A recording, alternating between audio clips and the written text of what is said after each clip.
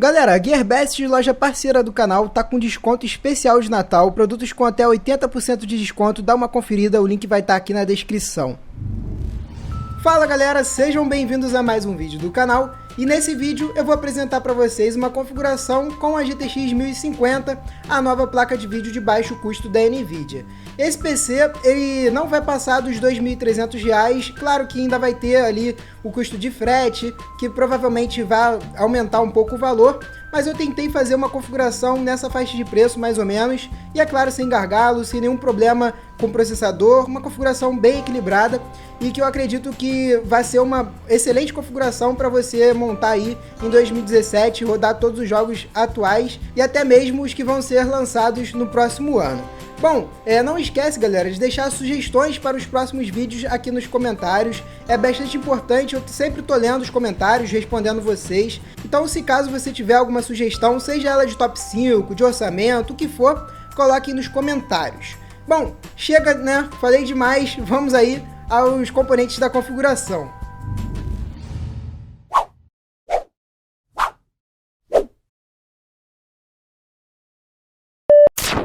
Então pessoal, como esse PC aqui ele vai ser de baixo custo, eu coloquei um i3 6100, processador Skylake da 6ª geração Core i da Intel, um processador que tem um custo-benefício bem interessante, apesar de fisicamente ele possuir apenas 2 núcleos, ele tem os 4 threads, então ele vai funcionar na prática como se fosse um quad-core. O socket dele é o LGA 1151, sua placa-mãe tem que ter o mesmo socket, a litografia é de 14 nanômetros, ele tem um clock base de 3.7 GHz e um TDP de 51 watts apenas. Vocês podem ver aí na imagem o programa CPU-Z com mais especificações a respeito desse processador. Sobre os valores que eu encontrei aqui no Brasil, eu achei ele por R$ 480, lembrando que é o preço à vista em boleto bancário. E lá fora, tanto no site PC Diga quanto no site Newegg, eu achei por um valor de 120 euros ou 120 dólares. E uma coisa que eu reparei é que aqui no Brasil ele deu uma leve aumentada de preço, bem provável que seja por conta dessa alteração do dólar que nós tivemos aí recentemente. Só que mesmo com esse aumento, eu acredito que vale mais a pena comprar aqui o i3 do que pegar os processadores da AMD da linha FX, porque são processadores bem defasados e o i3 está tendo um desempenho melhor, pelo menos ele está tendo um desempenho mais estável nos jogos. Para quem tiver alguma dúvida, eu recomendo que acesse o canal do Lucas Peperaio, ele tem diversos testes com esse processador, juntamente com a GTX 1050 Ti. Outra questão que também me faz optar aqui pelo i3 para uma configuração de baixo custo é em relação à placa-mãe. As placas-mãe para os processadores da linha FX, pelo menos as placas mais baixo custo, elas são muito inferiores em recursos do que aqui para os processadores da linha Skylake. Obviamente por conta da plataforma, o Skylake tem uma plataforma mais recente e portanto o chipset construído para ele tem tecnologias mais novas. Aqui nós temos uma placa-mãe 10 GB, placa-mãe básica para os processadores com socket LGA 1151, no caso uma com chipset H110, que é o chipset mais de entrada que nós temos.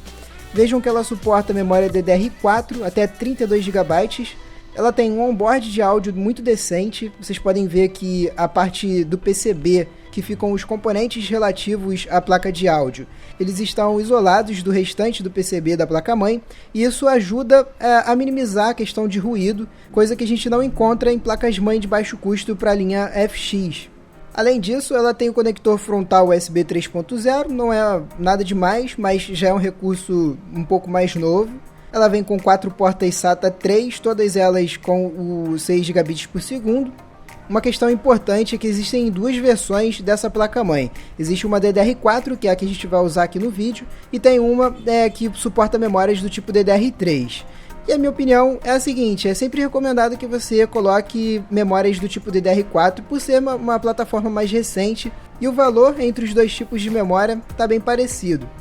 Já na parte de trás, as conexões da placa-mãe, no caso, ela vem com 4 USBs, sendo 2 deles USB 3.0, já vem com um conector HDMI. A gente não vai usar esse conector HDMI, mas é importante ter, porque vamos supor que você monte esse PC aos poucos, deixe a placa de vídeo para o final, da mesma maneira você ainda vai ter aqui uma conexão digital, uma qualidade de imagem melhor.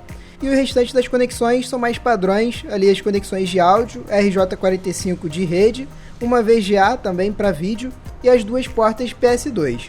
O valor que eu encontrei dela foi de R$ 340, preço de boleto bancário aqui no mercado brasileiro. Lá fora, 65 euros ou 50 dólares. No caso, é bem provável que vocês encontrem modelos diferenciados caso você esteja em outro país, mas o que muda são alguns slots de PCI, coisa boba e que não vai ter tanta influência assim na configuração. Para a memória, eu coloquei apenas um módulo, é uma memória da Corsair, mais básica. Na verdade, se caso você conseguir achar um modelo com dissipação, pode ser uma HyperX Fury, por exemplo, você pode estar colocando, a diferença de valor não vai ser muito grande. Acontece que aqui no Brasil, poucas lojas têm estoque dessas memórias do tipo DDR4, provavelmente pela demanda. Isso até, de certa forma, acabou aumentando um pouco o valor das memórias do tipo DDR4. No caso aqui, esse módulo da Corsair, com clock de 2133 MHz, eu achei por R$ 280.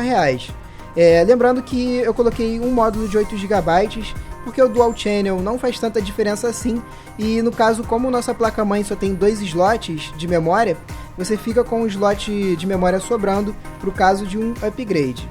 Para armazenar os arquivos, eu coloquei um HD da Western Digital. Ele é um HD convencional de tamanho 3,5 polegadas, com 500 GB de espaço, tem rotação de 7.200 RPM. HD é um componente que não influencia tanto em desempenho, né? Na verdade, ele não influencia nada em questão de frames por segundo. A única diferença é a leitura e gravação de arquivos.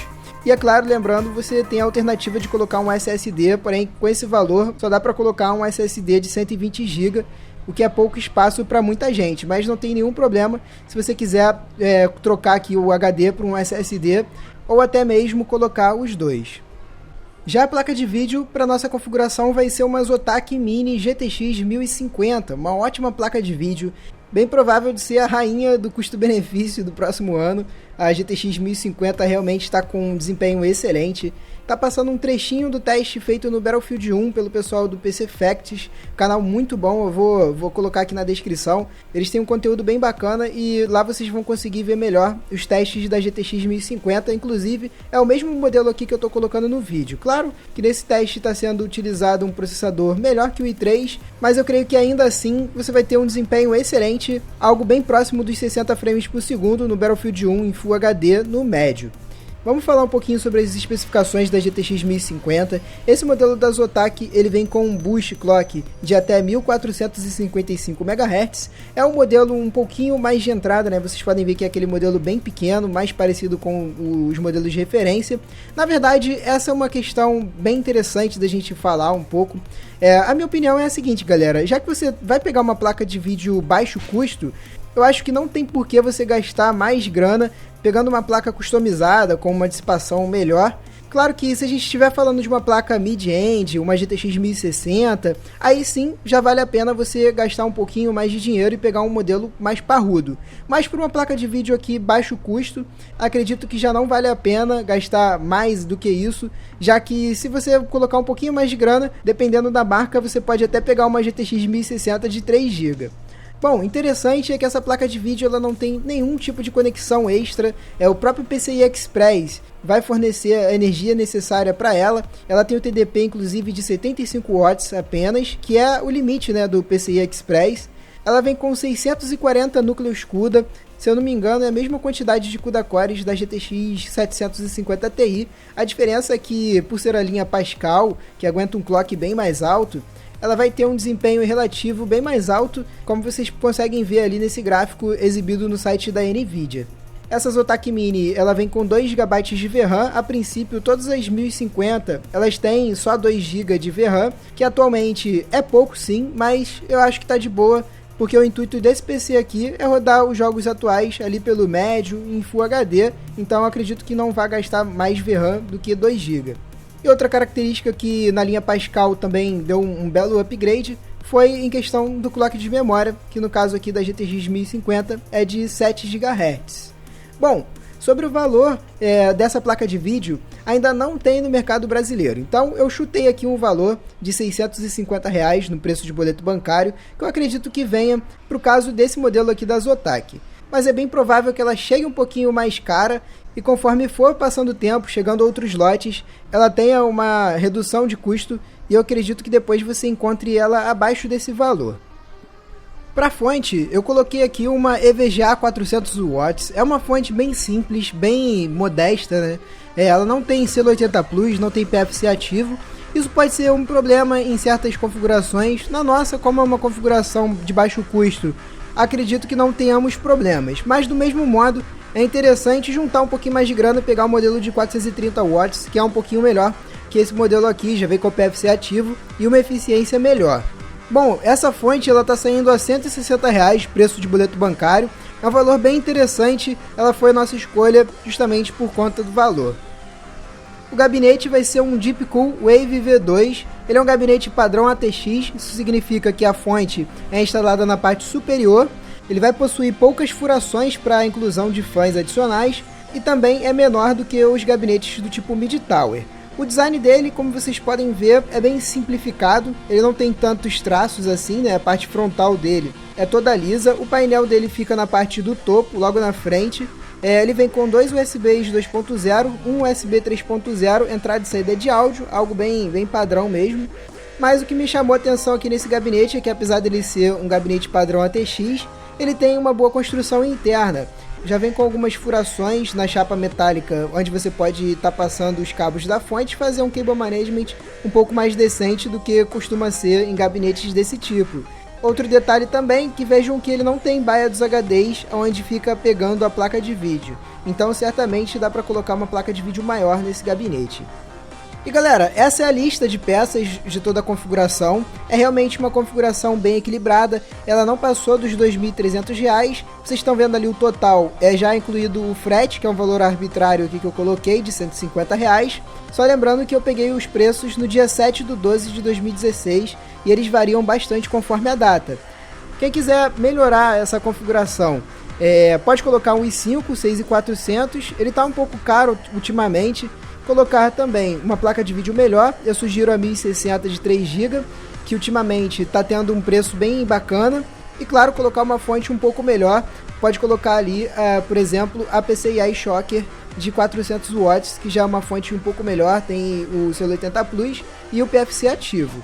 E outra coisa que eu esqueci de falar é que eu incluí também o SSD ali da Kingston, o V300 de 120 GB.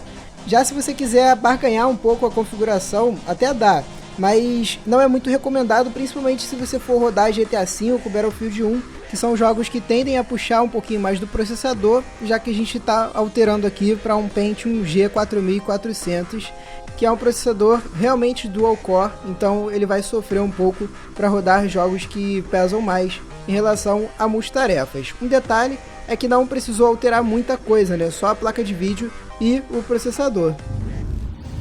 Bom galera, é isso, espero que vocês tenham gostado. Se caso você gostou, não esquece de fortalecer aqui com o like, também deixar o seu comentário a respeito da configuração, que alterações vocês fariam nela, tanto para upgrades futuros, quanto também para reduzir o preço.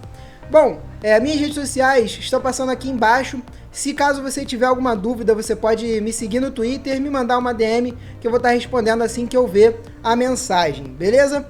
Um abração a todos, obrigado por vocês estarem aqui comigo, valeu e fui!